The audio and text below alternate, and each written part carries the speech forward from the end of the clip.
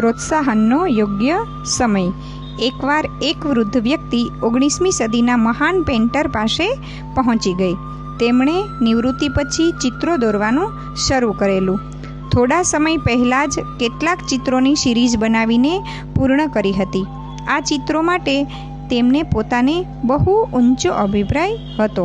છતાં તેમને થયું કે કોઈ મહાન પેઇન્ટરને બતાવી આ કળાકૃતિઓની કલાત્મકતા વિશે જાણી લેવું જોઈએ.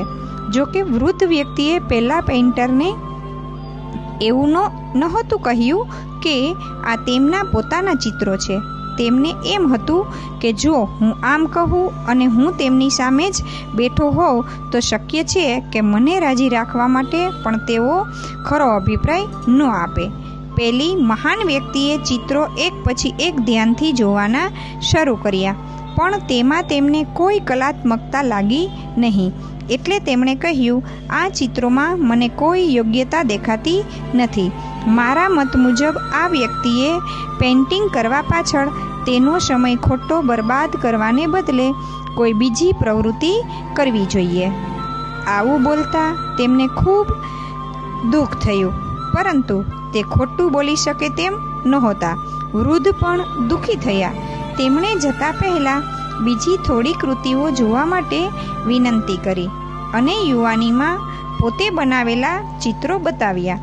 આ જોઈને મહાન પેઇન્ટરના ચહેરા પર ખુશીના ભાવ તરવરી ઉઠ્યા અને કહ્યું, આ વ્યક્તિમાં બહુ પ્રતિભા છે. એક કલાકાર તરીકે તેની કરિયર બને તે માટે તેને શક્ય એટલી બધી જ મદદ કરવી જોઈએ. તે આ ક્ષેત્રમાં જ રહેશે તો તેનું ભવિષ્ય ઉજ્જવળ છે. પેઇન્ટરે જોયું કે વૃદ્ધ વ્યક્તિનો ચહેરો ત્યારે પણ ઉદાસ હતો. એટલે તેમણે પૂછ્યું, શું આ તમારા દીકરાએ દોરેલા ચિત્રો છે?